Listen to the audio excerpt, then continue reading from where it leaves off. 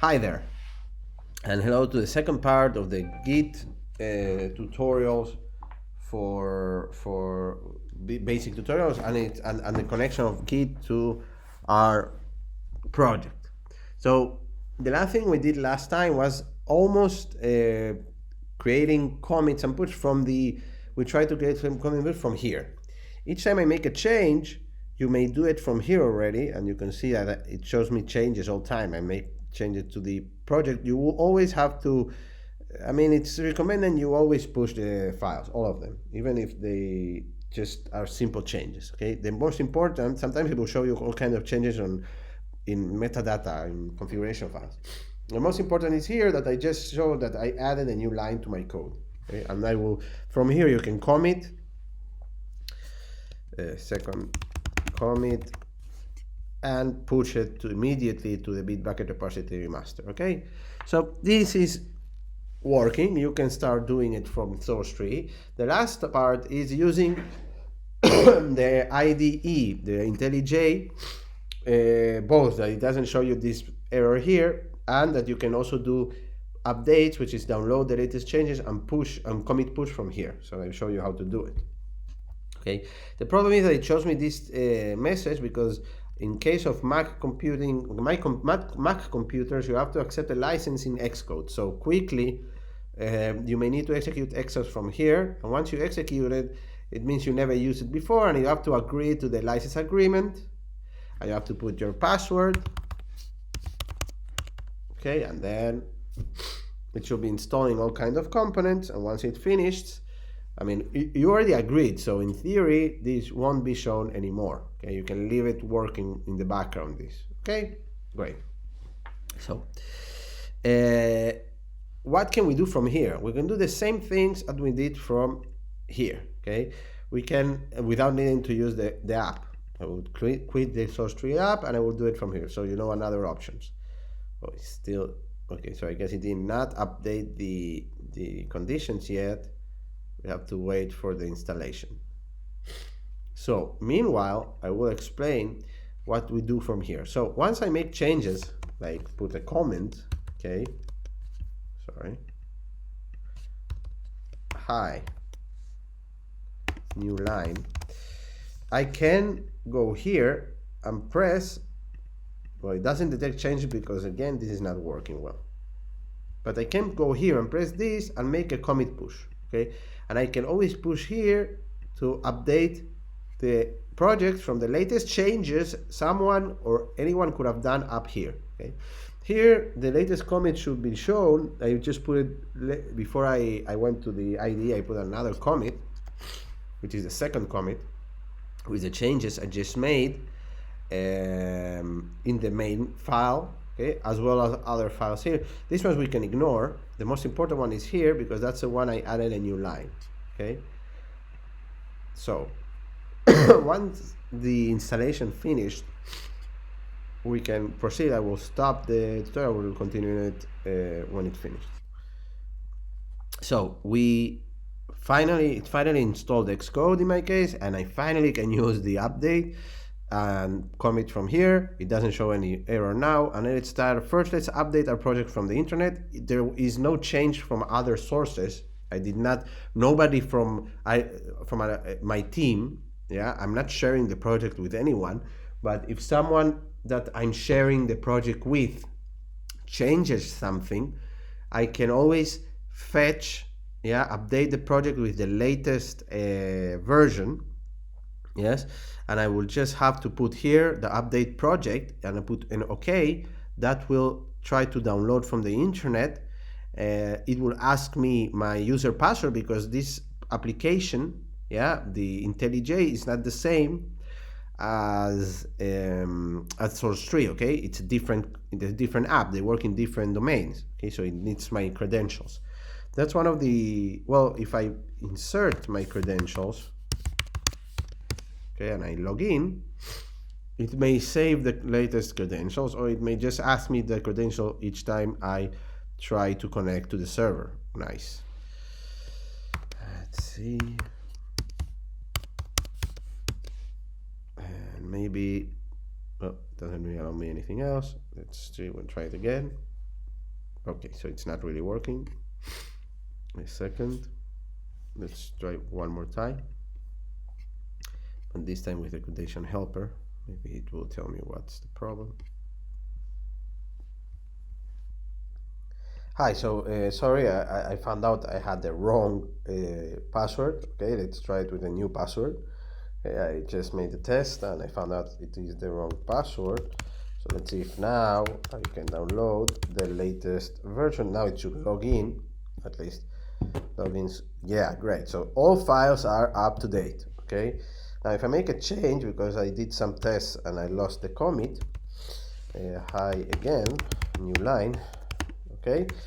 Then if I press here, yeah, commit, this is the commit option, I can add here my message, another line in main file, okay?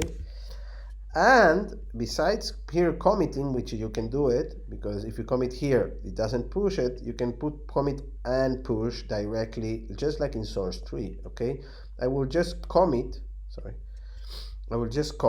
so show you how you can push separately. So you can always come here, VC, and put commit, the same thing as we seen there. And if you wanna push, you can go to Git section and press push, as you can see here. Okay, if I press push, it will ask me, okay, yeah, just leave it all the tags, etc. It will ask me the master in Bitbucket repository, which is, remember, we already used this name from source tree. So because it's sharing the same configuration files, it really, or part of the job source tree already did for us. Okay, great. So now I pushed 2 commits because I had a commit before I didn't push, and now this commit I just pushed. And and let's see how it looks.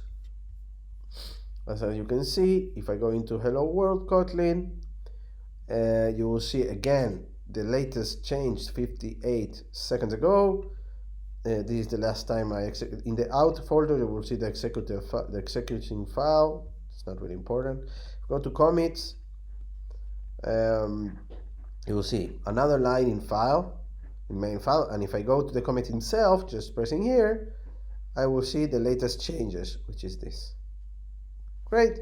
So this is how we show our work to others, or we ensure that we have different, we save and store the latest changes so we can go backwards if something fails or whatever. And of course, if we share the project with others, we can create many branches and so on and so on. Okay, that's another subject. Now, there is one last thing, and it is how we can add a new project without using at all source tree.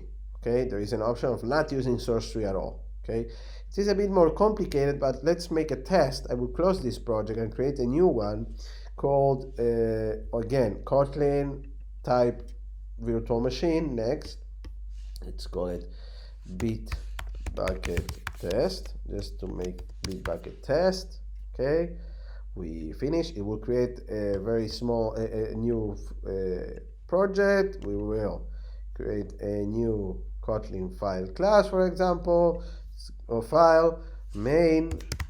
Again, it's again the same thing, and then function main execution, and this function main will be the one we execute, remember. Okay, great. So we have all this project and we want to upload it to a new repository. I go back here and I add a new repository. Let's call it Bitbucket test. Again, the same process. Okay, now the difference is that we are not going to use source tree.